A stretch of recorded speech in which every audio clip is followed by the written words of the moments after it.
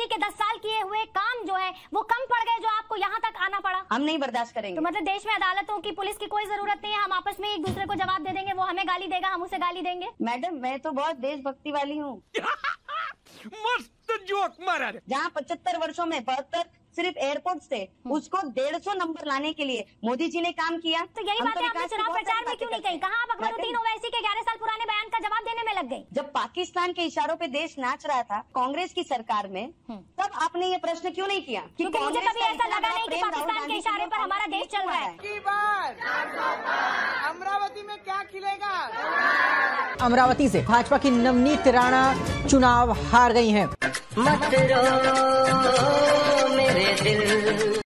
तो चलिए शुरू करते हैं। दोस्तों, भाजपा के नफरती लोगों के हार पर पूरे देश के साथ साथ गोदी मीडिया के गोदी एंकर भी मन ही मन जश्न मना रहे हैं। कैसे, ये पूरी वीडियो देखिए और आप भी एंजॉय कीजिए। कि क्या अब राजनीति में, चुनाव प्रचार में लोकल मुद्दे खत्म हो गए हैं, जो हमें 13 साल पुराने बयान का जवाब देने की जरूरत महसूस हो गई इस मंच से? देखिए, जब जो मंशा 11 साल पुराना, इनकी हिम्मत इतनी मजबूत है ओवैसी जी की, छोटे की और बड़े की, कि खुलेआम जिस देश में रह रहे हैं उस देश के लोगों को खुलेआम धमकी दी जा रही है। अगर आप मंच से इतनी बड़ी धमकी दे रहे हैं तो हैदराबाद को इनको पाकिस्तान बनाना है। ये गांधी का देश है और गांधी ने कहा कि कोई एक तमाचा मारे तो दूसरा गाल आगे कर दीजिए, और यहाँ आप 11 साल पुराने बयान का जिक्र जो है वो हैदराबाद की राजनीति में कर रही है। क्या प्रधानमंत्री नरेंद्र मोदी के 10 साल किए हुए काम जो है वो कम पड़ गए, जो आपको यहाँ तक आना पड़ा? क्या वो काम नहीं गिना के चुनाव प्रचार किया जा सकता था? मैं आपको इतना जरूर बता सकती हूँ, पाकिस्तान को शांत करने के लिए मोदी जी ने ही किया है। कांग्रेस और MIM तो पिछले कई वर्षों से पाकिस्तान के इशारों पे देश को नचा रही थी। आज पिछले 10 वर्षों में अगर पाकिस्तान शांत है, पाकिस्तान का हल्ला हमारे देश में नहीं है, तो उसका एक ही कारण है, हमारे मोदी जी। जिस तरीके से राहुल गांधी को पाकिस्तान से प्रेम के संदेश आ रहे हैं कि मोदी जी को हराओ और कांग्रेस को, राहुल बाबू को चुन के लाओ, इस तरीके के प्रेम के संदेश पाकिस्तान दे रही है। हाँ जी, तो जिनके पास कुछ उपलब्धि नहीं होता वही इधर उधर की बात करता है, जैसे भाजपा नेता, खासकर नवनीत राणा जैसे लोग, जिन्होंने अपने चुनाव प्रचार में इतना जहर बोने का काम किया कि जनता को हजम नहीं हुआ और इस चुनाव में इसे तरीके से सबक सिखा दिया। और जहाँ तक बात है खुलेआम धमकी की, तो कोई भी इनका स्पीच देखकर ये बता सकता है कि कौन नफरत परोस रहा था, कौन 15 सेकंड का धमकी दे रहा था। तो ऐसी बातें करने से पहले इसे खुद अपने दामन में एक बार झांक कर देख लेना चाहिए, क्योंकि इनका राजनीति नफरत, हिंदू मुसलमान, पाकिस्तान, फलाना ढिमका पर ही टिका हुआ है। पर एक कहावत है ना कि नफरत के बारूद पर बैठे लोगों की जिंदगी ज्यादा लंबी नहीं होती, और ये बात इस देश की जनता भी बाखूबी समझ रही है। नवनीत जी, आपने कहा कि हैदराबाद को पाकिस्तान बनाने की कोशिश कर रहे हैं असदुद्दीन ओवैसी और अकबरुद्दीन। क्या इस देश की पुलिस पर, इस देश की सरकार पर, केंद्र में आप हैं और तेलंगाना में कांग्रेस की सरकार है, क्या आपको बिल्कुल यकीन नहीं है? इस देश की सेना पर आपको यकीन नहीं है कि 2 शख्स अकबरुद्दीन ओवैसी और असदुद्दीन ओवैसी हैदराबाद को पाकिस्तान बना देंगे? ये तो जनता को भ्रम में रखने वाली बात हो गई ना। जिस सैनिकों की जाने गई और वो पाकिस्तान के कारण जाने गई, हम नहीं बर्दाश्त करेंगे। तो मतलब देश में अदालतों की, पुलिस की कोई जरूरत नहीं है, हम आपस में एक दूसरे को जवाब दे देंगे, वो हमें गाली देगा, हम उसे गाली देंगे। मैडम मैं तो बहुत देशभक्ति वाली हूँ।